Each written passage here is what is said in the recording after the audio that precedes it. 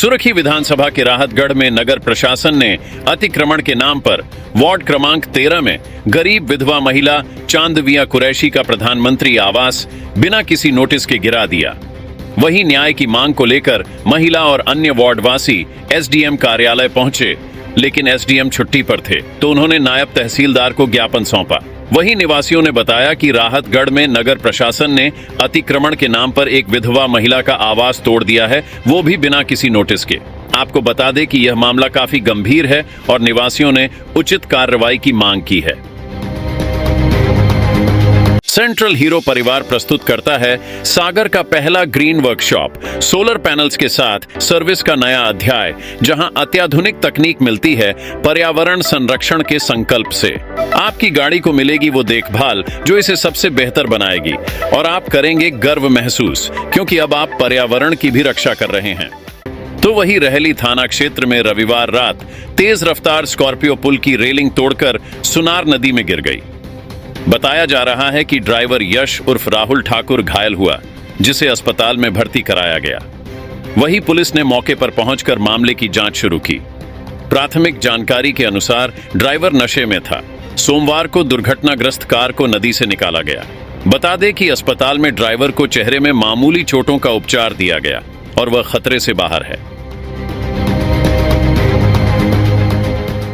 तो वही सागर के ग्राम पामाखेड़ी के पास रेलवे ट्रैक पर रविवार रात को एक युवक गुड्डू अहिरवार का शव मिला। रेलकर्मी ने शव देखकर मोतीनगर पुलिस को सूचना दी और पुलिस ने मौके पर पहुंचकर शव का पंचनामा बनाकर पोस्टमार्टम के लिए भेजा। वहीं मृतक के परिवार ने बताया कि गुड्डू शाम को घर से निकला था, लेकिन रेलवे ट्रैक पर कैसे पहुंचा और उसकी मौत का कारण क्या है, यह स्पष्ट नहीं है। पुलिस मामले की जांच कर रही है और परिवार के बयान दर्ज करेगी। तो वही सागर में जैन मुनि सुधा सागर जी महाराज के आहार के दौरान रविवार को विवाद बढ़ गया। ब्रह्मचारिणी आरती दीदी ने एक अनुयायी से हाथ हटाने के लिए कहा, जिसके बाद विवाद शुरू हुआ। दोनों पक्षों की शिकायत के आधार पर पुलिस ने 11 लोगों को आरोपी बनाया, जिसमें आरती दीदी भी शामिल हैं। आरती दीदी ने अपनी शिकायत में बताया कि आहार के दौरान कुछ व्यक्तियों ने गाली गलौज की और मारपीट की, जिसमें उन्हें चोटें आईं। वहीं पुलिस ने उनकी शिकायत पर विशाल जैन, सुरेंद्र जैन, शुभम जैन और अन्य के खिलाफ एफआईआर दर्ज की है। बता दें कि मामला बढ़ता जा रहा है और पुलिस जांच कर रही है। तो वही बीना के बेरखेड़ी माफी गांव में प्रधानमंत्री नल जल योजना के तहत पाइपलाइन डालने से किसानों को नुकसान हो रहा है। इस पर भारतीय किसान श्रमिक जनशक्ति यूनियन ने तहसील कार्यालय के गेट पर धरना दिया और तहसीलदार सुनील शर्मा को ज्ञापन सौंपा। किसानों का कहना है कि खेतों में पाइपलाइन डालने से फसल की पैदावार प्रभावित हो रही है, खासकर मिट्टी नरम होने के कारण। उन्होंने मुआवजे की मांग की और 7 दिनों में समस्या का समाधान न होने पर उग्र आंदोलन की चेतावनी दी। वही किसानों ने आरोप लगाया कि कंपनी के कर्मचारियों ने काम रोकने पर एफआईआर की धमकी दी। तो वही खुरई विधानसभा के मालथौन में नेशनल हाईवे पर मॉडल स्कूल के सामने बने ब्रेकर पर बाइक गिरने से सरोजपति मणिराम बड़ई की मौके पर मौत हो गई, जबकि मणिराम गंभीर रूप से घायल हो गया। वही उसे मालथौन सामुदायिक स्वास्थ्य केंद्र में भर्ती किया गया और बाद में गंभीर हालत में सागर रेफर कर दिया गया। स्थानीय निवासियों ने बताया कि ब्रेकर पर यह चौथा हादसा है जो 4 लेन सड़क की खराब हालत और कंपनी की लापरवाही के कारण हो रहा है। ब्रेकर के आसपास न तो कोई संकेत बोर्ड है और न ही रेडियम पट्टी, जिससे बाइक चालकों को खतरे का पता नहीं चलता। वही महिला की मौत के बाद एनएचआई के कर्मचारियों ने ब्रेकरों पर सफेद पेंट करने का कार्य शुरू किया। तो वही सागर जिले के देवरी में दुर्गा प्रतिमा विसर्जन के दौरान एक युवक की डूबने से मौत हो गई।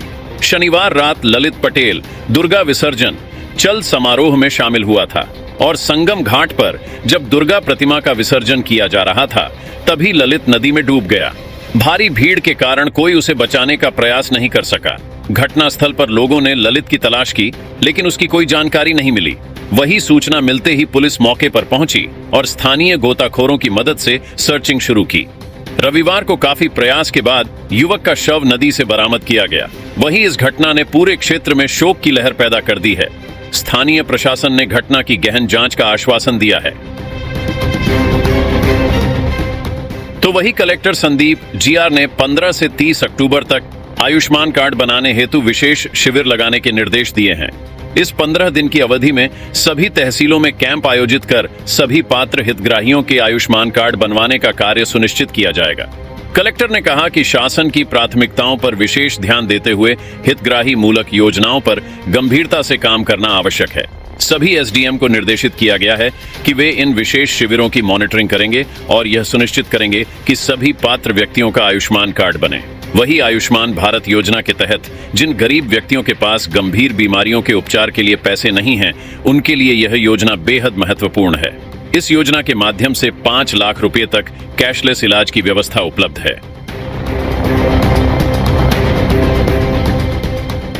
तो वही त्योहारों के सीजन के मद्देनजर कलेक्टर संदीप जीआर के आदेश और बीना एसडीएम के निर्देशन में खाद्य सुरक्षा विभाग ने आज बीना के सर्वोदय चौराहे पर कार्रवाई की। इस दौरान दुकानों से मिक्स केक और पनीर के नमूने लिए गए, जिसमें लगभग 87 किलोग्राम मिक्स केक मावा और 20 किलो पनीर को जब्त किया गया। वही जैन का शिमला होटल से भी पनीर का नमूना लिया गया, जिसके बाद अत्यधिक अस्वस्थ परिस्थितियों में खाद्य पदार्थों का निर्माण करने पर होटल को 3 दिनों के लिए बंद करने के निर्देश दिए। तो वही कलेक्टर संदीप जीआर ने शासन के प्रावधानों के तहत अनुकंपा नियुक्ति के प्रकरणों को तेजी से निराकृत करने के निर्देश दिए हैं। इसके फलस्वरूप आज एक महिला सहित 2 युवकों को अनुकंपा नियुक्ति पत्र प्रदान किया गया। इस अवसर पर श्रद्धांजलि योजना के तहत चंद्रेश अहिरवार, ज्योति लखेरा और अमित अहिरवार को नियुक्ति पत्र सौंपा गया, जिसमें कलेक्टर ने दिवंगतों के प्रति श्रद्धांजलि अर्पित की। वही अमित ने कहा कि यह अनुकंपा नियुक्ति उसके परिवार के लिए शासन का सहारा है और इससे उसकी आर्थिक समस्याएं हल होंगी। उसने राज्य शासन की त्वरित पहल की सराहना की, जिससे उसे नौकरी प्राप्त हुई है।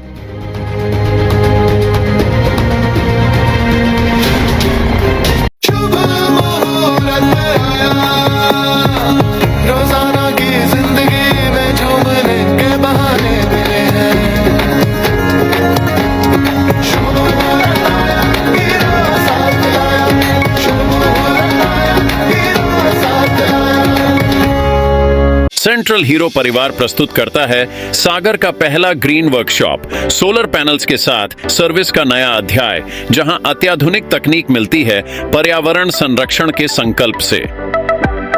हम सागर जिले में ला रहे हैं हीरो 2.0 के साथ सर्विस की ऐसी बेहतरीन सुविधाएं जो आपके अनुभव को नए आयाम पर ले जाएंगी।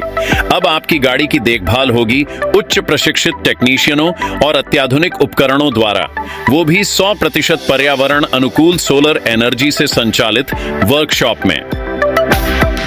आपके लिए लग्जरी प्रतीक्षालय, जहां आराम और सुविधा का ख्याल रखा जाएगा। आपकी गाड़ी को मिलेगी वो देखभाल जो इसे सबसे बेहतर बनाएगी और आप करेंगे गर्व महसूस, क्योंकि अब आप पर्यावरण की भी रक्षा कर रहे हैं। तो इंतजार किस बात का है? आइए सेंट्रल मोटर्स, भगवानगंज, सागर और अनुभव करें एक ऐसी सर्विस जो आपके गाड़ी को नई ऊंचाइयों पर ले जाएगी और धरती को हरा भरा रखने में आपका योगदान भी सुनिश्चित करेगी।